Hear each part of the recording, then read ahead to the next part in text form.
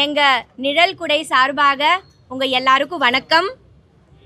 அதே மாதிரி நன்றி, இங்கே வந்து எங்களோட படம் பார்த்து இந்த இன்டர்வியூஸ் எல்லாம் எடுக்கிறீங்க, உங்களோட கருத்துக்கள் எங்ககிட்ட ஷேர் பண்ணுவீங்க, அதுக்கு மிக்க நன்றி.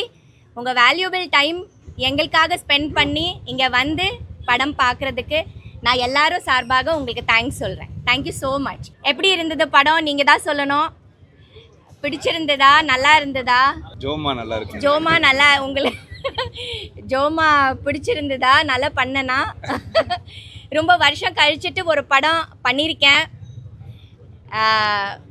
படம் வராத காரணம் கரெக்டான நல்ல கதாபாத்திரங்கள் வராதனால்தான். சரியான படங்கள் வரணும்னு காத்துட்டு இருந்தேன்.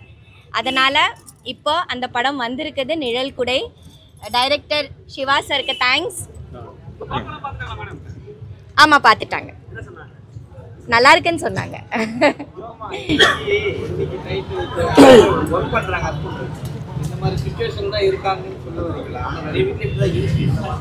இருக்கு சார், இருக்கு இருக்கு இருக்கு இருக்கு இருக்கு இருக்கு இருக்கு. ஆமா, அதுதான் உண்மை. இப்போ இருக்கிற காலகட்டம் அப்படி தானே இருக்கு. முதியோர் இல்லங்கள் அதிகமாக ஆயிட்டு இருக்குது. குழந்தைங்கள் வந்து இப்போ ரொம்ப லேப்டாப், ஃபோன், டேபு, வீடியோ கேம்ஸில் தான் அடிக்ட் ஆகிருக்காங்க. இது எல்லாமே மாறணும். நம்ம குழந்தைங்களுக்கு உறவுகளும் ரிலேஷன்ஸும் ஃபீலிங்ஸு, கூட்டு குடும்பம், அப்பா அம்மா தாத்தா பாட்டி உறவுகள் கற்றுக் கொடுக்கணும். ஐடி ஃபேமிலிலாம் ட்ரிங்க் பண்ற மாதிரி காட்டியிருக்காங்க, அதெல்லாம் எப்படி பாக்குறீங்க? அது வந்து இன்னைக்கு வந்து யதார்த்தமான லைஃப்பில் இருக்குது, அந்த மாதிரி ஒரு ஆட்டிடியூட்ஸ் இருக்குது. அதை தான் நம்ம காமிச்சிருக்கோம். ஸோ அதுக்கு கொடுக்குற இம்பார்ட்டன்ஸ் கூட வந்து குழந்தைக்கு நம்ம கொடுக்குறோமா அப்படின்ற ஒரு எது பிரதர்? இல்லை இல்லை, ஏன் ட்ரிங்க்ஸ் அடிக்கிறீங்கன்ட்டு அவங்க ஏன் அட்வைஸ் பண்ணலன்னு கேட்குறாங்க. இல்லை, அது ஒரு பவுண்டரி இருக்குல்ல, அது அவங்களுக்கு ஒரு பவுண்டரி இருக்குல்ல, கதையிலேயே அந்த கதாபாத்திரத்துக்கு ஒரு பவுண்டரி இருக்குல்ல, அதை அவங்க தாண்ட முடியாது. ஸோ அதுதான்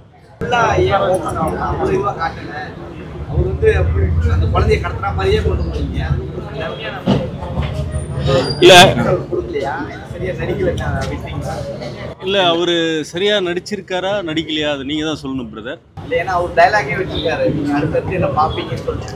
ஆமாம், இல்லை, இது இந்த கதைக்கு அவர் இந்த கேரக்டர் எந்த அளவுக்கு தேவையோ அதை நாங்கள் பயன்படுத்திகிட்டு இருக்கோம். ரொம்ப லென்த்தாக அதை பண்ணணும்னு நம்மளோட இன்டென்ஷன் இல்லை. ஏன்னா கதையில் வந்து அவர் ஒரு கேரக்டர், அவ்வளோதான். அது எவ்வளோ தேவையோ அதை நம்ம பயன்படுத்திக்கிறோம். அண்ட் இது வந்து என்னோட முதல் படம். ஸோ முதல் படமே ரொம்ப அழகான ஒரு கதை அமைஞ்சது வந்து ரொம்ப சந்தோஷமாக இருக்குது.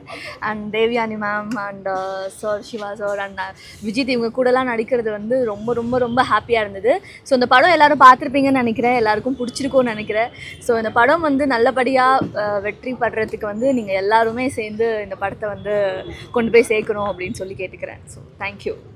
ரொம்ப சந்தோஷமாக இருக்குது இவ்வளோ பெரிய கூட்டம் முன்னாடி நான் பேசுகிறதுக்கு. எல்லாருக்கும் படம் பிடிச்சிருக்குன்னு நினைக்கிறேன். ஒரு நல்ல கண்டென்ட் உள்ள ஒரு movie director Siva Arumugam sir எடுத்திருக்காரு. ஒரு நல்ல மெசேஜ் இருக்குது. முடிஞ்ச அளவுக்கு எங்களோட பாட்டை கரெக்டாக பண்ணியிருக்கோன்னு நினைக்கிறேன். இப்போ இனிமேல் நீங்கள் தான் இந்த படத்தை முடிஞ்ச அளவுக்கு வைடர் ஆடியன்ஸ்க்கு, வைடர் இவங்களுக்கு நீங்கள் தான் ரீச் பண்ணணும். ஸோ எங்கள் டீம் சார்பாக நாங்கள் கேட்டுக்கிறது அதுதான். கொஞ்சம் முடிஞ்ச அளவுக்கு இந்த படத்தை எக்ஸ்ட்ரா பூஸ்ட் பண்ணி சொல்லணும்லாம் அவசியம் இல்லை. முடிஞ்ச அளவுக்கு இந்த படத்தை எங்கெங்கெல்லாம் நீங்கள் இது பண்ண முடியுமோ அதை கொஞ்சம் பண்ணிங்கன்னா எங்கள் மூவி ப்ரொமோஷனுக்கு ரொம்ப ஹெல்ப்ஃபுல்லாக இருக்கும். நன்றி, வணக்கம். ஃபஸ்ட்டு இங்கே வந்திருக்கிற ப்ரெஸ் பீப்புள் எல்லாருக்கும் ரொம்ப ரொம்ப தேங்க்ஸ். இது என்னோடய ஃபஸ்ட்டு படம். இந்த படத்தில் நான் ஒரு சின்ன கேரக்டர் பர்ஃபார்ம் பண்ணியிருக்கேன். ஸோ நீங்கள் எல்லோரும் இங்கே இருக்கிறது வந்து எனக்கு ஒரு பிளெஸ்ஸிங் மாதிரி தான் இருக்குது. அண்ட் நான் அடுத்தடுத்த படத்துலையும் நான் இதிலேருந்து இம்ப்ரூவ் பண்ணிவிட்டு இன்னும் பெட்டராக பண்ண ட்ரை பண்ணுவேன். இந்த படத்தில் நான் ஃபஸ்ட்டு வந்தது வந்து அசிஸ்டன்ட் டேரக்டராக தான் நான் ஃபஸ்ட்டு உள்ளே வந்தேன். அதுக்கப்புறம் இந்த கதை டெவலப் ஆக எனக்கு நடிக்கிறதுக்கு ஒரு வாய்ப்பு கிடச்சிது. அந்த வாய்ப்பை ஏற்படுத்தி கொடுத்த டேரக்டருக்கும் அதுக்கப்புறம் அதுக்கு சப்போர்ட் பண்ண என்டையர் நிழற்குடை டீமுக்கும் என்னுடைய thanks and thank you so much. இப்போ தான் படம் பார்த்துட்டு வந்தேன். சிவா ஆறுமுகம் வந்து ரொம்ப ஒரு நல்ல மெசேஜ் சொல்லியிருக்காரு. இந்த படத்தில் என்ன சொல்ல வராங்கன்னா, இன்றைக்கி வந்து ஃபேமிலிஸ் எல்லாம் வந்து ஒன்லி எதிர்பார்க்குறது வந்து என்டர்டெயின்மெண்ட்டும் இதுக்கு மட்டும்தான் முக்கியத்துவம் கொடுக்குறாங்க, ட்ரிங்க்ஸுக்கு மட்டும்தான். வீட்டில் குழந்தைங்களுக்கோ இல்லை மற்ற பெரியவர் அம்மா அப்பாவுக்கோ யாருக்கும் முக்கியத்துவம் கொடுக்கலைங்கிறது தான் இந்த படத்தோட ஒரு லைனில் சொன்னால் நான் புரிஞ்சுக்கினது. அப்புறம் அவங்க தேவயானி மேடம் பண்ணியிருக்கிறது நீங்கள் படம் பார்க்கும்போது உங்களுக்கு தெரியும். அவங்க ஏற்கனவே எத்தனையோ படத்தில் ப்ரூவ் பண்ணிட்டாங்க. இதில் ஒன்றும் சொல்ல வேண்டியதே இல்லை, ரொம்ப அற்புதமாக பண்ணியிருக்காங்க. நிச்சயமாக ஒரு டூரிஸ்ட் ஃபேமிலி பார்த்து என்ன ஒரு ஃபீல் குட்டு நமக்கு தோணுச்சோ அது மாதிரி இந்த படம் பார்த்தா ஃபீல் குட்டாக தெரியுது. நிச்சயமாக இந்த படம் பெரிய ஹிட்டாகும். என்னோட மனமார்ந்த வாழ்த்துக்கள். தேங்க்யூ எல்லாரும். முதல்ல வாழ்த்துக்கள் உங்களுக்கு. தேங்க்யூ. ஏன்னா போன வாரம் டூரிஸ்ட் ஃபேமிலியில் வந்து சசிகுமார் வந்து அவரோட குடும்பத்தோட இலங்கையிலேருந்து வந்து இங்கே வந்து சென்னையில் செட்டில் ஆகிற மாதிரியான ஒரு கதை. அது இந்த படம் சூப்பர் டூப்பர் ஹிட் ஆகிருக்கு. இந்த படம் நல்லா கேள்விப்பட்டிருக்கீங்க. ஆமாம். இந்த வாரம் நீங்கள் மட்டும் இலங்கையிலேருந்து வந்து அட்டகாசம் பண்ணிட்டீங்க. வாழ்த்துக்கள். நன்றி. உங்களுக்கு பர்சனலாக அந்த படத்தில் நீங்கள் ரொம்ப கனெக்ட் ஆகிருப்பீங்க. ஏன்னா நீங்களும் ஒரு லவ் மேரேஜ், ராஜகுமார் லவ் மேரேஜ் பண்ணீங்க. அழகான 2 பெண் குழந்தைங்களோட அம்மா நீங்க. அந்த காலகட்டத்தில் இந்த மாதிரியான விஷயங்கள் நீங்கள் ஃபேஸ் பண்ணீங்களா? குழந்தைங்களை பார்த்துக்கிறதுக்கு யாரும் இல்லாமல் அந்த மாதிரி எதாவது கஷ்டப்பட்டீங்களா? இல்லை உங்களுடைய அந்த லைஃப் எப்படி இருக்கு? குழந்தைங்க பார்க்குறதுக்கு நாங்கள் ஒருத்தர் நானும் சாரும்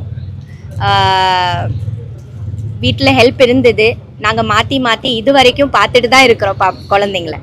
எங்களோட டைம் 100% நாங்கள் கொடுக்குறோம் 2 பேருக்கும். நாங்கள் யாரையும் நம்பிட்டு இல்லை, எந்த வேலை செய்கிற ஆளுங்களோட நம்பிட்டு நாங்கள் எப்போவுமே இல்லை. டிரைவர் இருந்தாலும் நான் தான் டிரைவிங் பண்ணிவிட்டு என் குழந்தைங்கள ஸ்கூல் அனுப்புறது, பிக்கப் பண்ணுறது எல்லாமே செய்வேன்.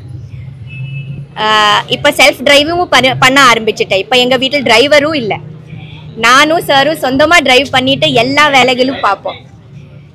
சமையலுக்கு கூட ஒரு காலத்தில் எங்கள் வீட்டில் ஆளுங்க இருந்தாங்க, அப்போ கூட நான் சமைப்பேன். இப்போ அதுக்கும் இல்லை, நாங்கள் தான் சமைக்கிறோம். ஏன்னா கொரோனா அப்புறம் எல்லாமே மாறிடுச்சு. ஸோ எங்கள் வேலைகள் நாங்கள் தான் எப்போவுமே செய்கிறது. குழந்தைங்களுக்கு அதுதான் ரொம்ப பிடிக்கும், அதுதான் ரொம்ப இஷ்டமானது. நாங்கள் தான் பார்க்கணும், ஏன்னா நாங்கள் தானே இந்த உலகத்தில் அவங்கள கொண்டு வந்தோம். நமக்கு தான் ஆஸ் பேரண்ட்ஸ் பெரிய பொறுப்பு இருக்குது. குழந்தைங்கள நாம் பத்திரமா பார்க்கணும், ஏன்னா அவங்க தான் எங்களோட பெரிய சொத்து. காசு சம்பாதிக்கிறோம், பணம் சம்பாதிக்கிறோம், எங்கெங்கேயோ ஓடுறோம். நிறைய ஆசைகள் நமக்கு இருக்குது. இது வேணும், அது வேணும், சம்பாதிக்கணும், சொத்து வேணும், சொத்து சேமிக்கணும். யாருக்காக? நம்ம குழந்தைங்களுக்காக தானே.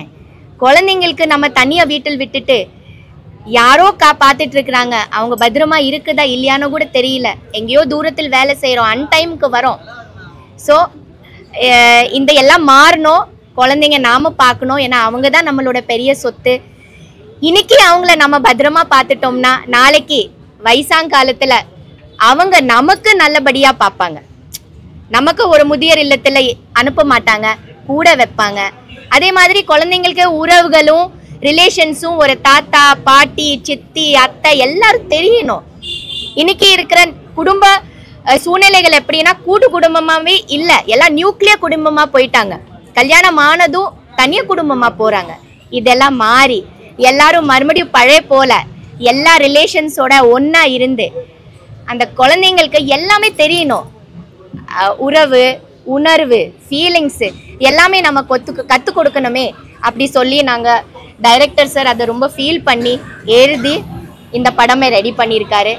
இது ஜனங்கள்கிட்ட போய் ரீச் ஆகணும், ஏன்னா இப்போ காலகட்டம் அப்படி இருக்கு. இந்த மெசேஜ் ரொம்ப முக்கியமானது, ரொம்ப இம்பார்ட்டண்ட்டான விஷயங்கள் நாம இந்த படத்தில் சொல்லியிருக்கோம். முதியோர் இல்லங்கள் இப்போ அதிகமாயிட்டு இருக்குது, அது உண்மைதான். அது எப்போ நம்ம பெற்றவங்கள, நம்ம பேரண்ட்ஸை நம்ம பக்கத்தில் வச்சுட்டு அவங்கள ரொம்ப அன்பாக பார்த்துட்டா அதுவே போதும் தான். இது எல்லாமே நாங்கள் டைரக்டர் சார் இதை ரொம்ப யோசிச்சு சின்ன சின்ன விஷயங்கள் குழந்தைங்களுக்காக சின்ன சின்ன சந்தோஷங்கள் நம்ம சேர்த்து வைக்கணும். அதுதான் அவங்களுக்கு ஒரு பெரிய சொத்து. இதுதான் இந்த படத்தோட மெயின் பாயிண்ட். இனிமே நடிக்கிறேன் சார் இனிமே நடிக்கிறேன், சரிங்களா? நிறைய படங்கள் நடிப்பேன், வந்துட்டு தான் இருக்கு. இந்த வருஷத்தில் நிறைய வரும். நல்ல படங்கள், கதாபாத்திரங்கள் வந்தா கண்டிப்பா நடிக்கிறேன் நான். ரொம்ப வருத்தப்பட்டு சார் வருஷம் ஏன்னா இந்த வாரம் 9 படம் ரிலீஸ். ஆமா படம்லாம் கொஞ்சம் வாழ விடுங்க. அப்புறம் வந்து இன்னொரு ப்ரொடியூசர் சொன்னாரு அது நம்ம கையில் இல்லைன்ட்டு. இப்போ உங்களோட கருத்து என்ன? சின்ன படங்கள் ஓடணும் தானே சார், எல்லா தயாரிப்பாளர்களோட படங்கள் ஓடணும், ரொம்ப முக்கியமானது. அதுவும் சின்ன படங்கள் ஓடணும். ஓடுறதுக்கு நான் அன்னைக்கு சொன்னது ஒரே காட்சியில் எடுத்துடுறாங்க படத்தை.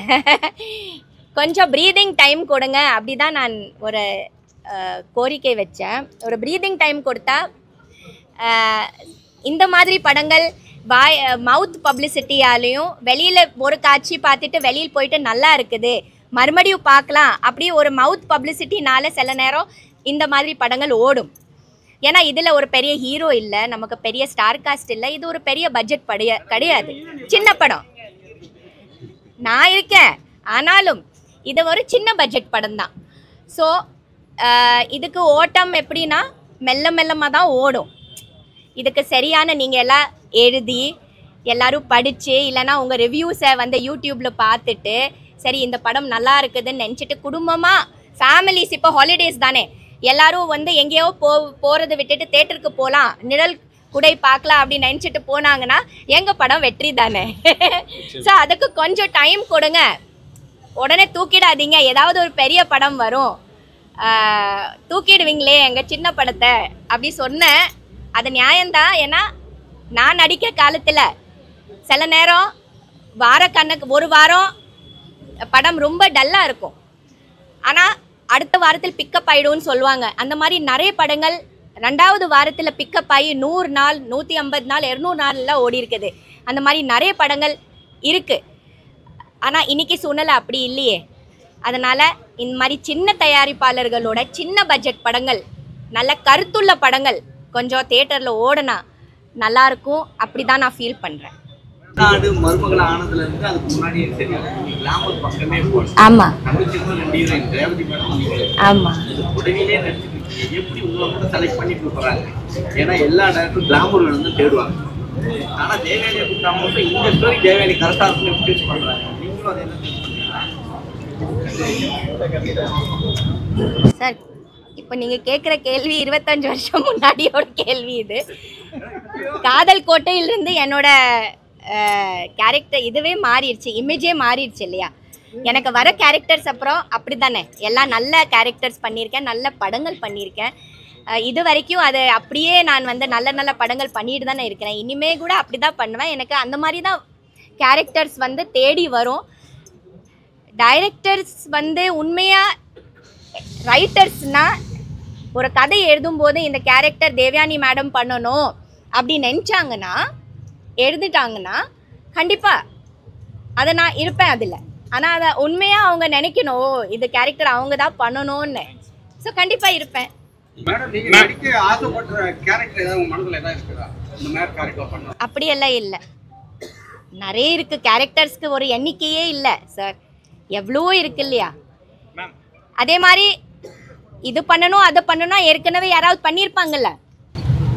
நிறைய படம் பார்த்துருக்கீங்க இந்த மாதிரி கேரக்டர். அப்படி இல்லை, அதை விட பெட்டரான ஏதாவது நல்ல கேரக்டர்ஸ் நிறைய இருக்குது, பண்ணிட்டு தான் இருக்கணும். நான் சினிமாவில் இருக்கிற வரைக்கும் நான் இருந்துட்டு இருக்கணும்னு தான் ஆசைப்படுறேன். ஆடியன்ஸோட மனநிலை ஃபேமிலி மூவின்னு சொன்னாலே ஒரு ஹீரோ வந்து வெட்டு குட்டு கொலை இந்த மாதிரி ஒரு செக்மெண்ட் தான் ஃபேமிலி ஆடியன்ஸ். ஓப்பனாக சொல்ல போகணுமானா அதுக்கு தான் இம்பார்ட்டன்ட் தராங்க. ஒரு ஹீரோ வந்து துப்பாக்கிகள் சுட்டானா ஒரு பேபியில வந்து பெரிய வயசு குழந்தை சின்ன வயசுல வந்து கைத்தட்டி அவங்களதான் ஹீரோவா போர்ட்ரேட் பண்றாங்க.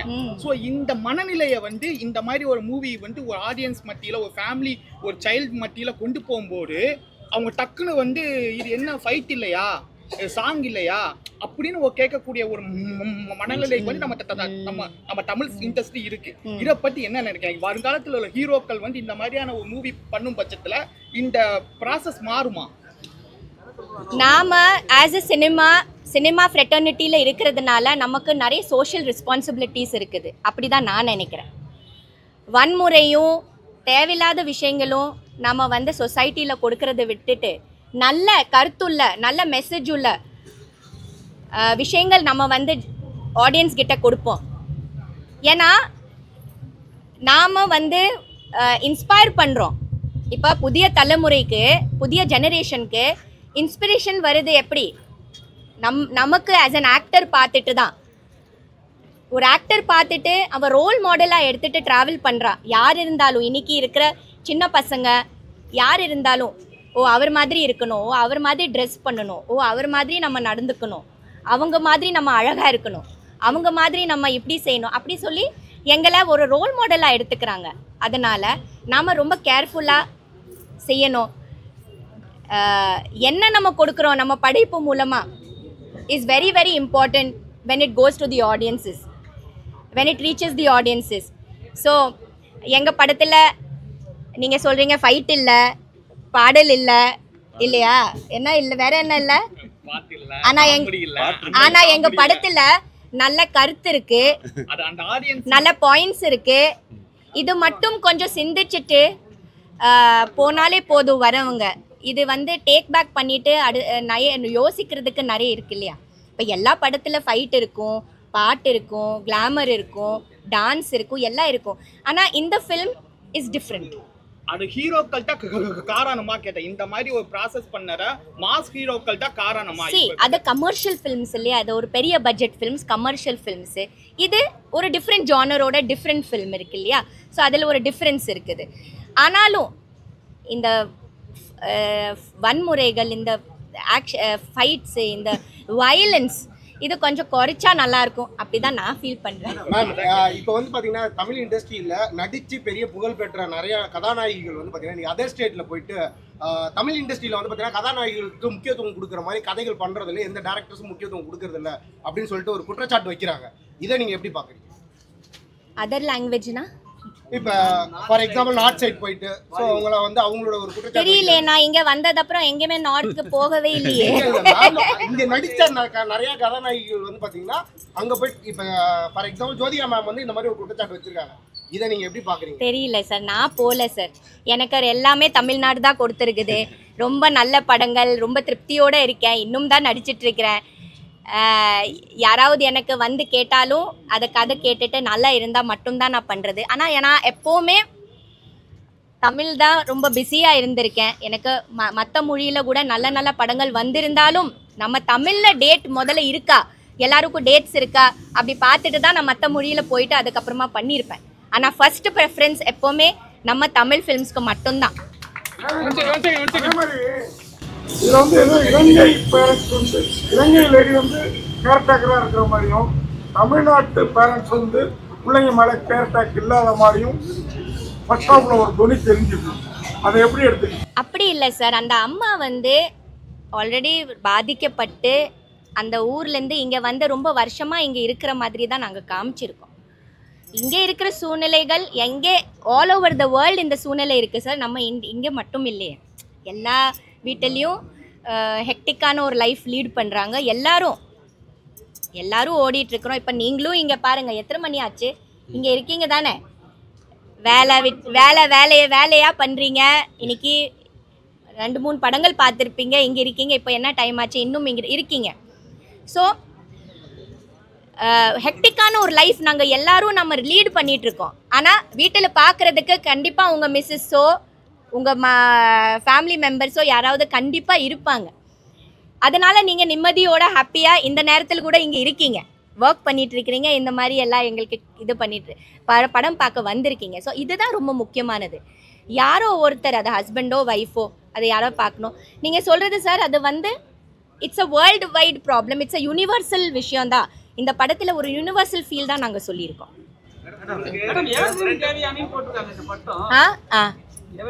ஆமா, எப்படி வந்தது? நல்லா இருக்கா நல்லா இல்லையா? அது எப்படியோ வந்தது சார். இன்னும் நான் நடிச்சிட்டு இருக்கிறதுனால எவர் கிரீன்னு வச்சிருக்காங்க. எனக்கே தெரியல அது எப்படி வந்துருச்சுன்னு. எல்லாருமே நம்ம நீங்களும் அதே சீன்ல இருக்கீங்க, ஹீரோயின் கேட்டகரியே இருக்கிறீங்க. எல்லாரும் அவங்க வீட்டுக்கு வர நீங்க உங்க டாட்டர்ஸா?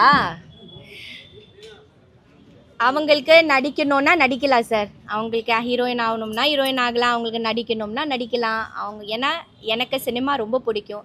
என்னை விட என்னோட அம்மாவுக்கு வந்து இந்த சினிமா இண்டஸ்ட்ரி ரொம்ப பிடிக்கும். அவங்க எப்போவுமே சொல்லுவாங்க, இந்த மாதிரி ஒரு பியூட்டிஃபுல்லான ஒரு இண்டஸ்ட்ரி எங்கேயுமே இருக்காது. அந்த மாதிரி சொல்லி எனக்கு வந்து ரொம்ப சப்போர்ட் பண்ணுவாங்க. என் அம்மாவுக்கு அவ்வளோ பிடிக்கும் இந்த சினிமா இண்டஸ்ட்ரி. அதனால் நான் என்ன சொல்வேன், இந்த இண்டஸ்ட்ரி ரொம்ப அழகானது, ரொம்ப பியூட்டிஃபுல்லானது. சொந்த முயற்சியில் வரணும், அப்படி தான் சொல்லியிருக்கேன் 2 பேரையும். சொந்த முயற்சியில் உழைப்பு, உங்களோட நல்ல ஹார்ட் ஒர்க் பண்ணி நீங்கள் தான் முன்னேறணும். நாங்கள் இருப்போம் பின்னாடி, சரி ஓகே சப்போர்ட் பண்ணுறதுக்கு. But you have to do it on your own. So ஏதோ அவங்களோட இஷ்டம், அவங்க ஆக்டிங்க்கு வரலாம், இல்லை மேல்கொண்டு படிக்கலாம், இல்லை அவங்க தான் அவங்களோட லைஃப்பை டிசைட் பண்ணணும். They have to decide themselves. ஒரு நிமிஷம் நீங்கள் பேசுகிறீங்க பிரதர்ஸ். இப்போ நீங்கள் எல்லாம் படம் பார்த்துட்டீங்க. இந்த படம் உங்களுக்கு பிடிச்சிருக்கா? நான் பல வருஷமாக உங்களோட தான் இருக்கேன். ஸோ இந்த படம் இப்போ நான் பண்ணியிருக்கேன். இந்த படத்தை நீங்கள் பார்த்துருக்கீங்க. இது உங்கள் எல்லாருக்கும் பிடிச்சிருக்கா அப்படின்றது தான் நீங்கள் சொல்லி நான் கேட்கணுன்னு ஆசைப்பட்றேன். இந்த படம் உங்களுக்கு எந்த அளவுக்கு பிடிச்சிருக்கு அப்படின்றது. எவர் கிரீன் தேவயானி, இதுக்கப்புறம் எவர் ஸ்கிரீனாக தமிழ் சினிமாவில் மீண்டும் அந்த அளவுக்கு நல்லா இருக்கும். Okay, thank you sir.